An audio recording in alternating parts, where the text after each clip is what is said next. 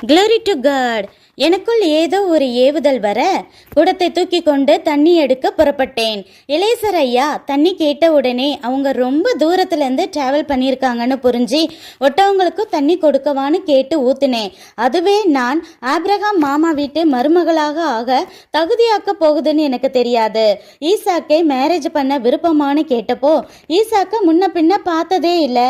வீடும் ரொம்ப தூரம் இருந்தாலும் சின்ன வயசுல இருந்த மாமா அத்தையோட தேவ பக்தியும் விசுவாசத்தையும் கேள்விப்பட்டு இருக்கிறதால உடனே எஸ்ன்னு சொல்லிட்டேன்.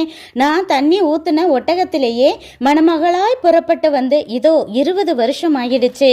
தேவ திட்டப்படி திருமணம் பண்ணாலுமே அதுலேயுமே சில தடைகள் வரும்னு புரிந்து கொண்டேன். குழந்தை இல்லைன்னு எத்தனையோ ஏச்சுக்கள் பழகி போனாலும் கைவிடாத தேவன் என்னோடு இருந்து ரெட்டிப்பாக ஆசிர்வதித்ததினால் டிஷ்யூம் என சண்டை போடும் இரட்டை பிள்ளைகள் இப்போது என் வயிற்றில்.